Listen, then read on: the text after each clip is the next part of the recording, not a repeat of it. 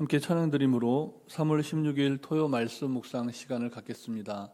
찬송가 524장 갈 길을 밝히 보이시니 함께 찬양드립니다. 갈 길을 밝히 보이시니 주 앞에 빨리 나갑시다. 우리를 찾는 구주 예수 곧 오라 하시네. 죄악 벗은 우리 영혼은 기뻐 뛰며 주를 보겠네. 하늘에 계신 주 예수를 영원히 섬기리. 우리를 오라 하시는 말 기쁘게 듣고 순종하세. 구주를 믿기 지체 말고 속속히 나가세.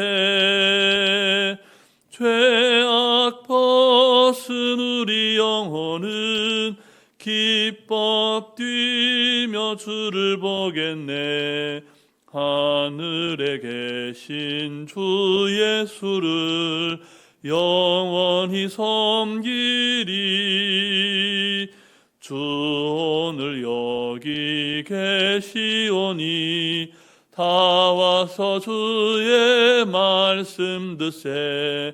듣기도 하며 생각하니 참 진리시로다. 죄악 벗은 우리 영혼은 기뻐 뛰며 주를 보겠네. 하늘에 계신 주 예수를 영원히 섬기리. 사랑과 은혜가 충만하신 살아계신 하나님 아버지, 지난 한 주간도 하나님 은혜 가운데 우리를 지키시고 보호하셨다가 토요일 이 아침 새날 새호흡으로 주님을 찬송케 하시니 감사를 드립니다. 오늘도 하나님께서 우리에게 허락하신 너무나 귀하고 복된 하루인 것을 고백하오니 우리에게 한 말씀 들려주시고 들려주신 말씀을 말씀대로 살아내므로 하나님께서 예비하신 복과 은혜를 충만히 받아 누리는 하루 되게 해 주시옵소서. 오늘도 우리에게 친히 말씀하시며 우리를 푸른 초장 쉴만한 물가로 인도하시는 우리 구주 예수 그리스도의 이름으로 기도드립니다. 아멘. 계속해서 우리에게 주시는 하나님 말씀은 신약성경 마가복음 8장 말씀입니다. 8장 14절부터 26절 말씀입니다. 함께 교독하시겠습니다. 제자들이 떡 가져오기를 잊었음에 배에 떡 한 개밖에 그들에게 없더라. 예수께서 경고하여 이르시되 삼가 바리새인들의 누룩과 헤롯의 누룩을 주의하라 하시니 제자들이 서로 수군거리기를 이는 우리에게 떡이 없음이로다 하거늘 예수께서 아시고 이르시되 너희가 어찌 떡이 없음으로 수군거리느냐. 아직도 알지 못하며 깨닫지 못하느냐. 너희 마음이 둔하냐. 너희가 눈이 있어도 보지 못하며 귀가 있어도 듣지 못하느냐. 또 기억하지 못하느냐. 내가 떡 5개를 5,000명에게 떼어줄 때에 조각 몇 바구니를 거두었더냐. 이르되 12이니이다. 또 7개를 4,000명에게 떼어줄 때에 조각 몇 광주리를 거두었더냐. 이르되 7이니이다. 이르시되 아직도 깨닫지 못하느냐 하시니라. 베세다의 이름에 사람들이 맹인 한 사람을 데리고 예수께 나와 손대시기를 구하거늘 예수께서 맹인의 손을 붙잡으시고 마을 밖으로 데리고 나가사 눈에 침을 뱉으시며 그에게 안수하시고 무엇이 보이느냐 물으시니 쳐다보며 이르되 사람들이 보이나이다. 나무 같은 것들이 걸어가는 것을 보나이다 하거늘 이에 그 눈에 다시 안수하심에 그가 주목하여 보더니 나아서 모든 것을 밝히 보는지라. 함께 읽습니다. 예수께서 그 사람을 집으로 보내시며 이르시되 마을에는 들어가지 말라 하시니라. 아멘. 마가복음에는 예수님께서 하신 설교보다 예수님께서 베푸신 기적이 훨씬 더 많이 나타납니다. 그런 면에서 마가복음의 예수님은 기적의 하나님이십니다. 마가복음의 예수님은 자신이 하나님의 아들이심을 보여주시기 위해서 구체적인 사건으로서 크나큰 기적들을 행하셨습니다. 그래서 우리는 예수님이 하나님이시라는 사실을 믿을수록 더 큰 능력과 사랑을 경험하게 됩니다. 예수님께서 용서의 기적을 보여주심으로써 예수님을 믿는 모든 사람들을 온전한 치유와 회복을 경험하는 전인격적인 변화의 삶으로 초대하십니다. 가장 먼저 제자들이 그렇게 초대를 받았습니다. 예수님의 제자들은 복음으로 그 인생이 변화되는 큰 축복을 누렸습니다. 그런데 오늘 본문은 예수님의 부르심을 받아 예수님을 따랐던 제자들이 그 당시에는 예수님을 따랐던 처음에는 믿음의 초보 단계에 있었음을 보여줍니다. 본문 14절 말씀을 다시 함께 읽겠습니다. 제자들이 떡을 가져오기를 잊었음에 배에 떡 한 개밖에 없더라. 아멘. 오늘의 복음은 이 떡 한 개에서 시작이 됩니다. 우리는 먼저 잊었음에라는 말과 떡 한 개라는 이 대목을 주목해 볼 필요가 있습니다. 여러분은 이 떡 한 개라는 말을 들으면 어떤 생각이 드십니까? 예수님은 물고기 2마리와 떡 5개로 남자만 5,000명을 먹이시는 놀라운 기적을 보여주셨습니다. 또 떡 7개로 4,000명을 먹이시는 기적도 보여주셨습니다. 예수님은 이미 하나님 나라에서 떡의 숫자가 많고 적음은 중요하지 않다는 사실을 분명히 보여주셨습니다. 그러니 제자들은 떡이 없다고 수군거릴 일이 아니었다는 것이죠. 제자들에게 필요한 것은 바른 믿음을 통한 영적인 깨달음이었습니다. 예수님은 떡을 먹고 배가 불러서 예수님을 따르는 사람이 아니라 예수님 안에서 이루어지는 하나님 나라를 보고 자기 십자가를 지고 예수님을 따르는 제자들이 되어주기를 바랐던 것입니다. 그래서 예수님은 제자들이 믿음의 눈을 뜨기를 간절히 바라셨습니다. 본문 17절과 18절 말씀도 우리 다시 함께 읽겠습니다. 예수께서 아시고 이르시되 너희가 어찌 떡이 없음을 수군거리느냐 아직도 알지 못하며 깨닫지 못하느냐 너희 마음이 둔하냐 너희가 눈이 있어도 보지 못하며 귀가 있어도 듣지 못하느냐 또 기억하지 못하느냐. 여러분은 믿음의 눈으로 세상을 바라보고 계십니까? 예수님은 분명 모든 그리스도인들이 믿음의 눈으로 세상을 보기를 원하셨습니다. 그러니 우리가 인생의 어느 한순간에 믿음의 눈을 밝히 떠서 온 세상에 임한 하나님의 나라를 볼 수 있다면 얼마나 좋겠습니까? 안타깝게 제자들은 그렇지 못했습니다. 여전히 눈이 있어도 보지 못했고 귀가 있어도 듣지 못하는 그런 삶을 살아가고 있었다는 겁니다. 또 제자들은 놀라운 기적을 보았지만 그 기적의 사건을 통해 주님이 무엇을 가르쳐 주기를 원하셨는지도 기억하지 못했습니다. 제자들은 여전히 믿음의 초보 단계에 머물러 있었던 것입니다. 믿음의 초보 단계에 찾아오는 시험이 여러 가지가 있습니다. 시험은 믿음을 연단하지만 어떤 경우에는 시험에 빠져서 하나님의 나라를 보는 믿음의 시력을 잃어버리기도 합니다. 그래서 예수님은 제자들로 하여금 우리 믿음의 시력을 빼앗아가는 시험들로부터 자기 자신을 더 잘 지켜가기를 원하셨습니다. 그래서 오늘 본문과 같이 권면해 주신 겁니다. 본문 15절 말씀을 우리 다시 함께 읽겠습니다. 예수께서 경고하여 이르시되 삼가 바리새인들의 누룩과 헤롯의 누룩을 주의하라. 아멘. 본문에서 말하는 누룩은 이스라엘 사람들이 효모를 번식시켜서 빵을 부풀릴 때 쓰는 발효제입니다.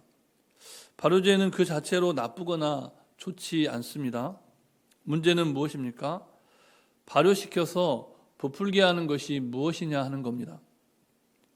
즉 무엇이 더 많아지게 만드느냐, 이것이 중요하다는 것이죠.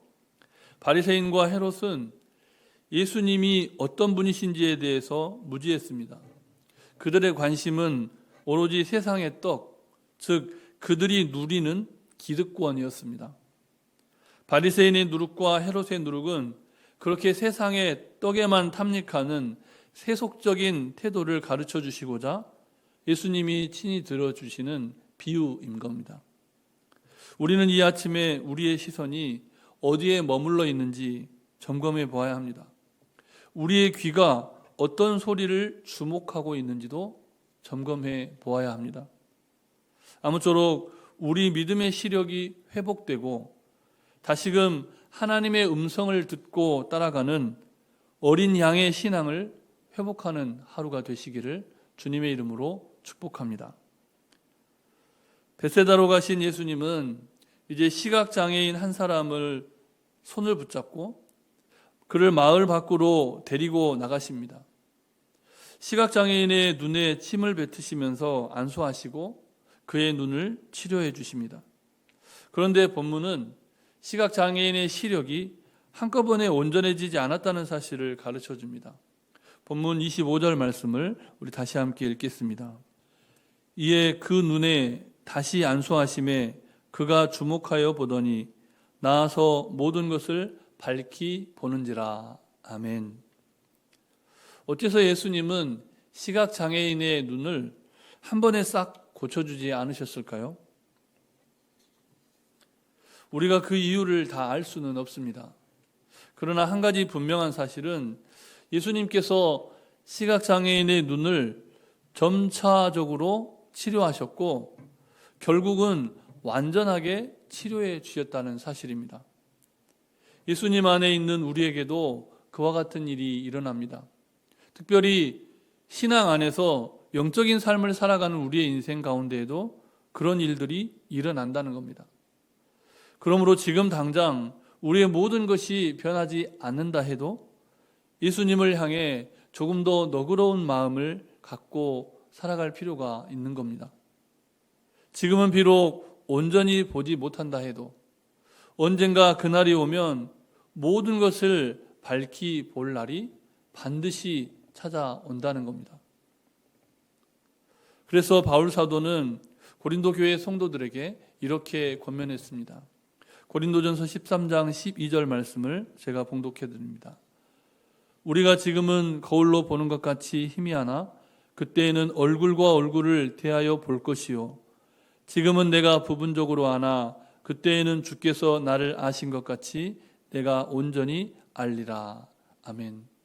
아무쪼록 예수님 안에서 십자가를 묵상하는 사순절을 보내는 동안 우리의 믿음의 연약함을 깨닫게 되고 또 우리의 부족함을 발견하게 되는 그런 순간이 찾아올 때 믿음을 포기하거나 예수님을 등지는 삶을 살아가는 것이 아니라 주 안에서 온전케 될 그날을 소망하면서 이 하루도 승리하며 살아가시기를 주님의 이름으로 축복합니다.